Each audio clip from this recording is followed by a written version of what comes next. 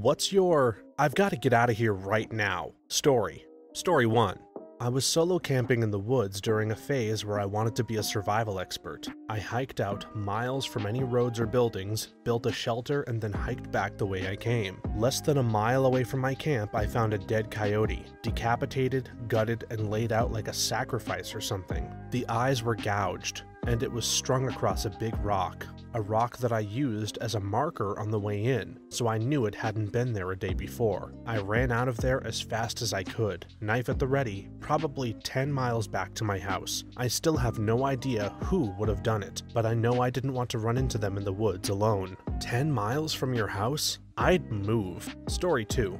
I was leaving for work at 5:30 a.m. While it was still dark, I locked the inside door handle and walked out the door, pulling the door closed behind me. As I turned around to walk off the porch towards my car, I saw 4 men jump out of a van and start coming towards me. The street was otherwise empty. My heart was pounding and I felt panic start as I was digging in my big messy purse for my keys to unlock the door and get back into my house. The whole time, I'm just thinking they are going to grab me, shove me in the van, and then rape or kill me. I was able to get back in my house before they made it to me, but it scared the crap out of me. Turns out they were immigration officers looking for someone who used to live in our house, and that is standard practice for them if they think the suspect will run. It should not be standard practice for any law enforcement agency to show up at your house at 5:30 in the morning and ambush you. What the hell? Story 3. After I graduated from college, I finally landed an interview with a guy who was starting his own company. The company was in the can, and I so wanted a job. I went in for an interview and quickly noticed that he double-locked the door behind me. It was a small office in a strip mall. I immediately started to panic and then realized that no one else was there. He had me sit down, and 2 questions into the interview he tried to put his hand up my skirt. I was wearing a business skirt suit. I got up and ran, and thankfully was able to open the locks and get the hell out of there. My mom accompanied me to every interview after that for a while. I had a similar situation happen to me. I went in for an interview right after graduation, and it was in a small office in a skyscraper. It was me and this other guy who was an employee. The first 10 to 15 minutes of the interview was normal, but then he started to say things like, "You have a boyfriend, right? I can tell." And, "I bet you and your boyfriend have a ton of sex." And when I refused to reply, he'd say things like, "Don't worry, just tell me." A lot of women in Turkey have become really horny in this generation, so no need to be shy. At first, I thought maybe he was just trying to be open-minded and show me that Turkish people aren't as strict on sexual topics. But then he offered to drive me home, and me being an idiot, I accepted. On the drive home, he proceeded to ask me even more inappropriate questions like, "Do you have group sex?" And the moment I knew I needed to somehow leave was when he touched my leg. Fortunately, nothing happened, and once I got home, I sent him a message saying I declined the job, and thankfully he didn't force himself on me. Similar situation, went in for an interview for a manager role at a small company. I researched the company, and they had good reviews and had worked on multiple large projects. Well, my interview was in the nicest building in Irvine. Long story short, I got the job and started work a week later. Well, I quickly realized that the office address he sent me had changed. I showed up and it was his apartment. He told me I was working from there that day because the office was doing renovations. I said I didn't feel comfortable and would like to sit in the apartment community center. I quickly realized he had no other employees and kept calling me beautiful. I asked to go over training and expectations of me, and he said, "Before we begin, I need to pray over you," and threw a towel over my head and started praying. I said it was strange and I needed to go as I had an appointment I forgot to tell him about. I left as fast as I could. I sent in my notice to quit that night and my pay I should receive. He didn't pay it, of course. I had my lawyer friend search into his company and ask him to pay me. Turns out the guy has had multiple business names and is known for this, and said it wasn't worth the cost to get him to pay. I went on all bus business sites, Facebook, Yelp, and rated him horribly. Every once in a while I'll still do it, but most, if not all of his companies are gone now. People are psychos. Had a similar experience with 2 dog owners getting into a very heated argument after their dogs got into a fight at the dog park. One of them, who had brought a dog that required a shock collar to the dog park, his dog was clearly the aggressor and should not have been there. Told the other guy, who had kicked the shock collar dog to get it to release the grip it had on his dog's jaw, that he was going to his truck to get his gun to settle the argument, and then he started walking to his truck, apparently to get his gun. We grabbed our dogs and noped right the hell out of there and never went back to that dog park again. Story 4. I worked for an agency that helps people do their daily tasks for home health care. I had a man whose insurance prohibited personal care, like a shower. He was very upset during my visit when I declined his request for bathing. I felt bad at first, but soon the man became very angry with me. He accused me of all kinds of things and started pacing around the room, like he was looking for something. Between that and his spit-yelling rage, I slipped out of the house and drove to a safer place. I reported the incident to my employer and later found out that this person is a sex offender who had previously raped another woman. Who knows what he was planning that day? Maybe nothing, but I'm glad I left. Just reminded me of a moment when I did aid work and I was bathing a lady with Down syndrome. She lives with her adult brother in basically a 2-story shack. I have no idea how that house stayed warm, let alone standing during our winters, but it looked old and run down, and sadly it was the hoarder house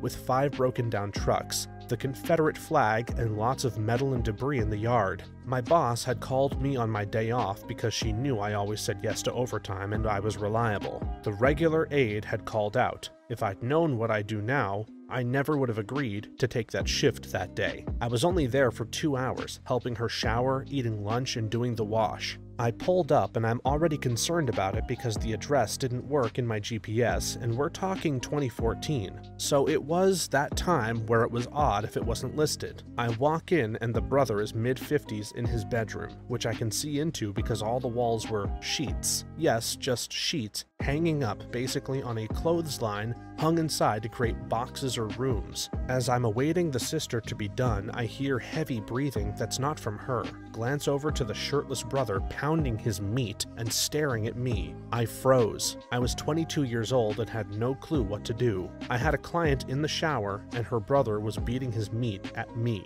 feverishly. I finished her shower and just left, got in my car and drove away about 10 feet and slammed my brakes in the middle of the road. Called my boss and was like, WTF. Apparently, he had done this to the last girl too. From there, our agency contacted the sister's social worker and I never saw her name on the list again, so I'm hopeful she was removed and placed in the nearby facility. Home health is all kinds of crazy. I had one time when I got to the address and it was in the middle of nowhere. The weeds on the property are overgrown past my knees, and there is a tiny house way back in that is falling apart. I wade through the weeds and knock on the house and no one answers. I waited and knocked again, and all I could think was, this is how horror movies start, and I was going to get murdered and they would never find my body. Another time I walked into a home where the owner collected clown dolls. They had walls and walls of clown dolls that they referred to as their children. Super creepy. Another time, I had an older gentleman grab and squeeze my breasts and try to rub my sides,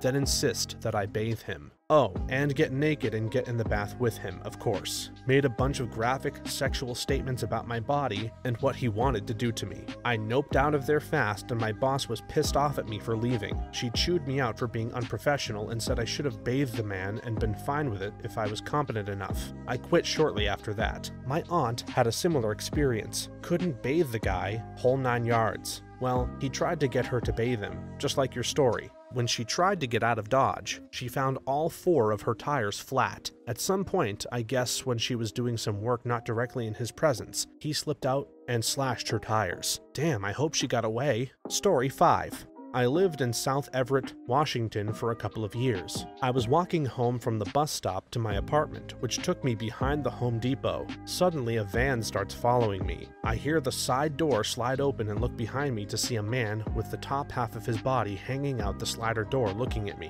I took off running towards my apartment, literally running as far as I could. The van started going faster. By chance, a guy was pulling out of the driveway of my apartment complex, saw me running for my life and stopped. The van immediately turns around and speeds off. The guy asks if I'm okay. I asked him to just stay there and please watch me walk into my apartment, which was the building next to his. He did, thank God. I started carrying a mace and a very large knife the next day. This is why everyone needs to carry some form of self-defense. Story 6. I was in Thailand back in 2010 on the Southern Islands after a full moon party. My friend and I were talking to two girls who invited us to play poker. We went and sat down with two German guys and two burly Thai guys full of tattoos and began to play. They were joking and friendly, and the buy-in was $10. We lost some pots and won some pots, and overall it was a happy experience. The Thai guys beat us, and on the last hand I managed to claw my chips back to about $8. My friend was looking tired, so I gave him the nod. I thanked him for the game and I said we would cash out and we would be on our way. The Thai guys put a machete on the table and told us to F off. My friend, myself, and the two German guys noped out of that situation as fast as we could. On the way back, the girls caught up with us and apologized, but it meant F all because they were clearly in on the take. Lesson learned: if pretty girls ask you to play a game, it's for nefarious reasons. Thailand is one of the few countries my husband won't go back to. He's 6'2" and 200 plus pounds, and generally a pretty intimidating looking dude. He said the whole visit was pretty sketchy, but on one of his last nights there, he was followed back to his hotel. He was literally stabbed in the back and jumped, left for dead in an alley, all for the little amount of cash he had in his wallet. First trip to Europe. Read advisories about traveling. Number 1 on the list, use proper cabs driving in the cab lane at the airport. No exceptions. Randos calling out to you in the parking lot will drive you to nowhere, then hold you ransom to get back. I'm with 4 other people. We have our bags and come out to get a cab. A guy in a VW van honks and says, "I'll drive you, cheap, cheap." The line for regular cabs is long. Will certainly be 10 plus minutes of waiting. The 4 people with me start walking toward a shady VW guy and get halfway there before my screaming pulls them back. Bullets dodged. Years later, I arrived in Rome with just one other person. The cab situation is chaotic. I cannot tell what's legal and what isn't. Cars everywhere. No sense of organization I can see. Many guys are hawking cab rides inside the terminal, waving at visitors left and right. My companion talks to one while I'm trying to sort out the chaos. The guy walks us over to the curb and waves, and a guy stops to pick us up. A nondescript, plain compact car. A 4-door Fiat with lots of scratches. The driver speaks 10 words of English, but I have a written note of the hotel and address. We're leaving the airport zone. The driver says something unintelligible and pulls to the side of the road, gets out of the car. I'm tensing, thinking either we die or we don't. Either we're robbed or not. The driver takes a piss, gets back in the car. The rest of the drive is uneventful, except for the wonderful view of graffiti-filled Rome. Can you imagine what the ancient Romans would think if they saw Rome today? Story 7. As a young teenager, maybe 13 years old, I was camping in the backcountry during a summer camp in the Midwest, in the US. Second to last night of the trip, we started seeing clouds and the sky turned green, but no immediate rain or hail. Being the good Midwestern kids we were, we knew the signs and found a semi-solid shelter before the storm hit. When we got out of the backcountry, we found out that 3 major tornadoes had touched down and gotten as close as half a kilometer to our original campsite. Grew up in Alabama and have been living in Southern Oregon for 3 years. The skies here change colors, and sometimes I look at the sky and think, if I was in Alabama, I'd be listening for a siren. Still trips me out. Now, on really windy summer days in Oregon, I get on edge thinking, I hope there's not another wildfire. Summer heat plus drought conditions plus crazy wind blowing in from the coast equals raging destructive fire. Driving through the charred land and smoldering earth and patches of everything still on fire, trying to get past roadblocks to get home, to get to my dog, driving like a maniac, taking back roads and seeing the worst of it. It was like hell, literal hell. We were blessed. Our house was fine and I got my beagle baby. She had no clue something was going on. I'm thankful for my friend who gave me a place to stay. I live in Ontario, and as a teen, I was upstairs in my bedroom playing World of Warcraft. I looked outside and saw a hellish storm. Rain blowing sideways and the wind blowing in the opposite direction. I thought, wow, that looks rough. But if there's any real danger, I'm sure my mom or sister would tell me. My mom ran a home daycare, and she, my sister, and all the kids were huddled in the basement scared as hell as a tornado had touched down a couple of towns over. And there were funnel clouds spotted. LOL, I felt very loved that day, though I should have just checked myself if I thought it was bad enough. Story 8. Some dude in my uni class. Trying not to sound non-inclusive here, but he was a special case. kept talking about his messed up life, some things he has done that made people fear him because he was unpredictable. He brought a knife into class, placed it casually on the desk, one of those big F-off Rambo ones. A girl in class was one of those mouthy types, talked about him, and he responded by getting her in a chokehold and threatening her. Smashed a pint glass over his head for no apparent reason, other than to show that he could. Ended up in the hospital. Everyone stayed away from him, but only added to his paranoia. Everyone graduated, and I stayed in that city for a bit. Bumped into him by accident in my gym. He told me I was one of the few whom he didn't want to stab. Keep myself out of others' business. But he took it as a sign of friendship and wanted to follow me back to my apartment to hang out. Told him I was going to work after gym. Never went back to that gym ever again. I had one in a class too. Not that drastic though. We had this guy that, at first, seemed like maybe he was a little challenged or just a bit weird. Over the course of the semester though, he became increasingly annoying. Almost likely overly childish and obnoxious. Was like a 15-year-old. Anyway, one day he comes into class, late per usual as the teacher is already instructing, and just starts going off on a rant about something I don't fully recall. It was getting increasingly aggressive, and at one point he threw his bag on the table in front of him. My inner alarm was screaming to get the hell out of there, so I told the teacher I was going to the bathroom, which admittedly I did have to go anyway. As I was leaving, the professor very calmly and almost laughingly asked if I knew the extension for security. So I went to the bathroom and texted my buddy to just up and leave that room. He didn't, but a few minutes later, he texted me and was like, "It's cool. We are all in the next room over and campus security is in there with him." I came back and learned that it took multiple officers to subdue him to a gurney. Once things were settled, our teacher spoke on the matter. He said, "I don't know if I'm supposed to tell you guys, but you are owed some explanation." Told us that he had multiple conversations with his parents and he was well informed that he had some issues, which is why he kinda let his in-class disruptions go on without too much pushback. Obviously, this time was different. We were told he was brought to a psych center and we never saw him again. Kinda spooked me, and mostly forgot about it until I read your comment. In high school, I always went out of my way to be cool but distant to the school shooter profile types, 2000 to 2004. So it wasn't even as bad as it is nowadays, but shootings felt like more or less of an inevitability. I wanted to give the psycho kids a reason to not shoot me, should they decide to shoot people. For what it's worth, there wasn't a school shooting, but my high school sweetheart was shot and killed by a psycho I neglected to endear myself to. Rumor had it they had a thing. In a small town, bisexuality wasn't acceptable at the time, before high school sweetheart and I started going out. But no one knows except the killer what really happened. He claimed it was an accident, despite the defensive wound / trying to stage it as a suicide before calling 911. There's always that one guy in high school. Story 9. My husband and I were heading out of town. We saw a guy on the side of the highway pacing under the overpass. I asked my husband to take the exit and go over the overpass and take the next exit to continue on the highway.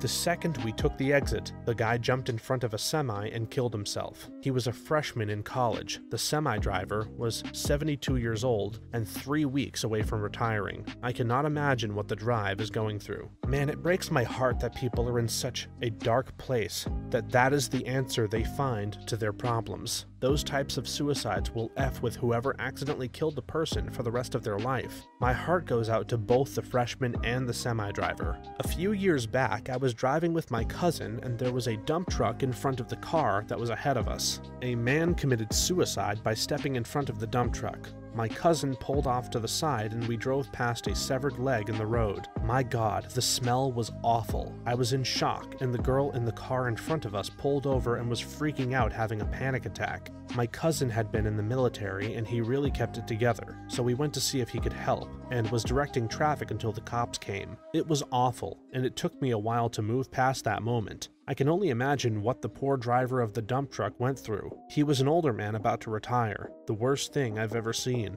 This reminds me of the time a girlfriend of mine who worked with me at an army base, her dad was military and got us the jobs, called in late to work one day because on the way she had witnessed a car swerving all over the road, then onto the shoulder. She got out to help and it was an older woman having a heart attack. I think that's what it was. She tried to help, but the woman died before the ambulance came. She was pretty shaken up, obviously, but stayed calm and eventually made it to work. I would have just stayed home forever after that. I really don't know how some people can work around death all the time. Story 10.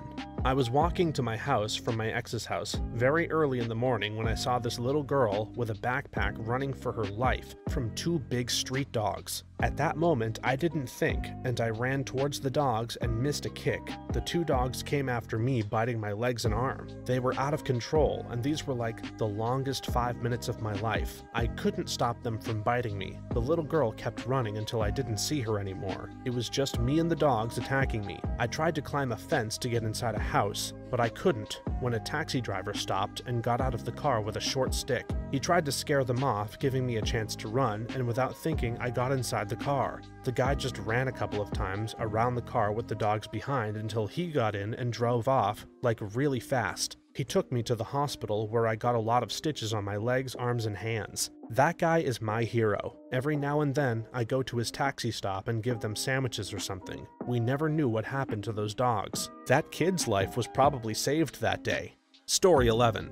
Was waiting for the next bus in a bus station at 2 a.m. in Minneapolis. A security guard outside told me to stay within the camera zone. I sat down and waited, all alone except a couple of junkies in another part of the station. Suddenly, a guy comes in and walks up to me. This guy dressed in a black hoodie, wearing a skeleton mask, stood right in front of me. Didn't say a word, just stood there and looked at me. When he started to walk away, I bolted out of there, ran down the street, and luckily found a 24/7 Walgreens. I had a similar situation one night downtown, Minneapolis. I was dumb and went to the bus hub on the ramp that's kind of by Cowboy Jack's. I went there because it was close to a pizza shop actually, but I get there and the driver is on break waiting for this route to start, so he's chilling in the bus. I walked past a gap in the concrete and there was a dude just standing there in the shadows. No biggie, waiting for the bus for sure. I walk further down and by the empty bus and just lean up against the wall waiting for the bus driver to turn the lights on.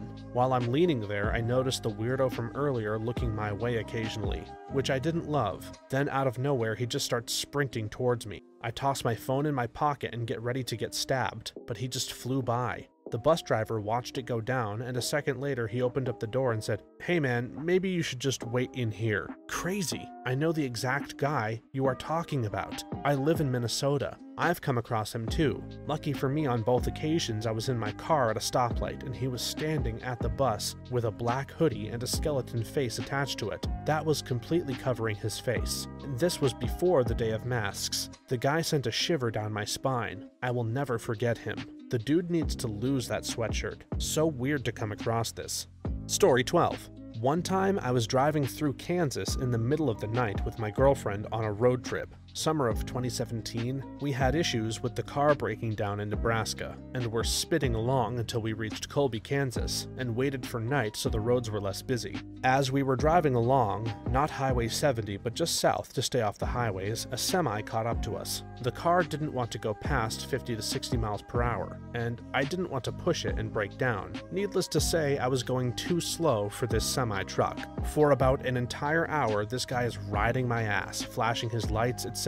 Never honked his horns though. I would slow down and pull off to the side a little bit to let him pass, but every time I did, he would slow down too and give me a ton of space. It's now about 2 or 3 a.m. We are in the middle of nowhere, coming up close to the border of Colorado. He is still constantly riding up to my ass and turning his lights on and off again. We finally come across a gas station and pull over to a pump on the right side. I cannot emphasize how literal I mean by middle of nowhere. It's flat deserts forever in all directions. It's an empty shell gas station that is closed and dark AF. I hope the truck will just pass us by as we pretend to pump gas. This truck slows down all the way and stops right there on the road next to us. He proceeds to back his truck up enough to pull into the gas station behind us, perpendicular to our car. I start losing my mind and looking around. I'm standing outside of my car and my girlfriend is screaming for me to get back in.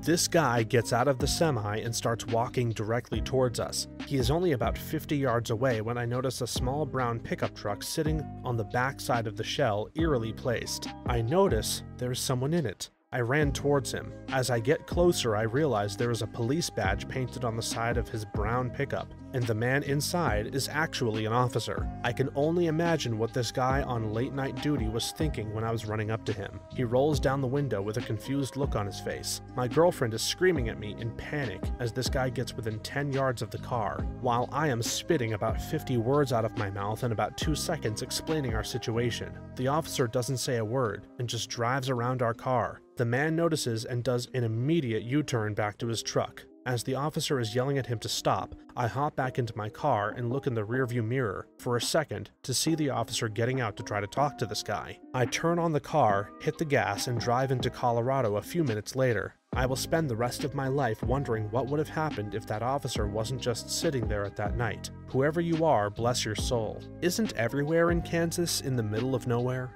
Story 13. My parents liked going to the backyard gatherings of their friends, which were thinly veiled excuses to get drunk. They dragged us kids all along for some reason, but I never much cared for sitting around watching a bunch of adults get hammered. There was always something stupid that happened, and more often than not, it was violent. Now, you all have to understand that these friends that they associated with were scum. Wannabe gangsters, drunks and addicts, petty thieves, domestic abusers, and one ex-convict who claimed that he had helped kill pedophiles in prison. Just all around, the very picture of the dregs of our modern society. The night in question had the full cast of lowlives freshly scraped from the bottom of the barrel and put into one backyard. And in hindsight, there's no way something wouldn't happen. It all started when one guy put his hands on his wife. The ex-con guy didn't take kindly to that and punched him out. This guy's buddies got up to square off, and so did the ex-con's buddies. It quickly devolved into yelling and exchanged blows until one of the guys who lived next door came out with a chainsaw. So I'm inside the house on the property and hear people yelling and screaming, and a pregnant woman who was crying ran in with some kids. I sat there bewildered until my parents ran in, both seeming almost sober from the adrenaline, and essentially told my brothers and me, we need to go now. So we stayed at a cousin's house close by because they were still in really no condition to drive. And to this day, I refuse to go to any of those crappy little gatherings. Everybody's tough until the chainsaw comes out. Story 14.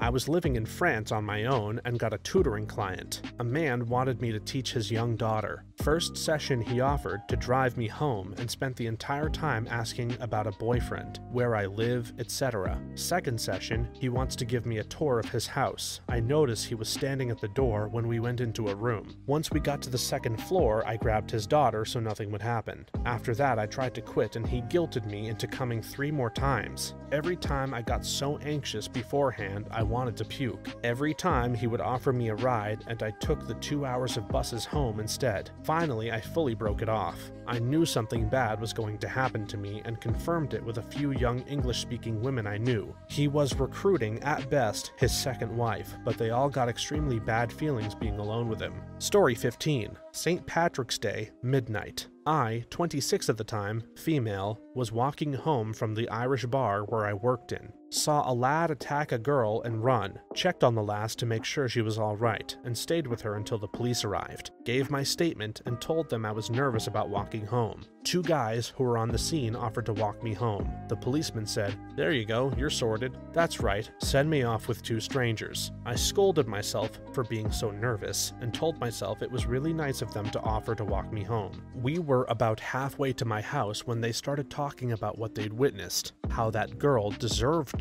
to be attacked, and that their friend, the attacker, had done nothing wrong. My spidey senses weren't just tingling, they were electrifying. We were coming up to the last populated street before the dark alleyway and then the park that I needed to walk through to get home. I knew if I kept walking with these guys, I was in danger. I just knew. I checked my phone and told them my friend was in the conveniently nearest club just across the yard, thanked them for their offer to walk me home, and headed to the club entry before they could say anything. Jumped in a taxi, and as we drove past the alleyway, those guys were waiting for me. They'd called my bluff about going into the club, and they were watching out for me. I don't know what they would have done to me, but that's my biggest listen to your instincts story, and I'm really glad I did. I was kicking myself because my manager, who was also my friend/mutual crush, had offered to walk me home, but I didn't want him having to walk all the way home himself in the other direction after. A coworker got off the bus at night in Scarborough, Ontario, and a guy stepped out from behind the bus shelter and started calling to her to wait up. He ran up to her and she screamed, "I don't know you," and ran into a convenience store. The guy hung around outside for a few minutes, then walked over to a vehicle and got in, and drove off. She waited for a neighbor in her apartment complex to come over and walk her home. She filed a police report, and it turned out she had narrowly escaped Paul Bernardo, then known as the Scarborough Rapist, later known as a serial killer alongside his wife Carla. Thanks for watching until the end. If you have a similar story to these that you would like to share with us, please leave it in the comments below. If you enjoyed this video, please leave us a like and subscribe. For more videos like this one right now, please stop by our channel. Thanks again, and see you next time.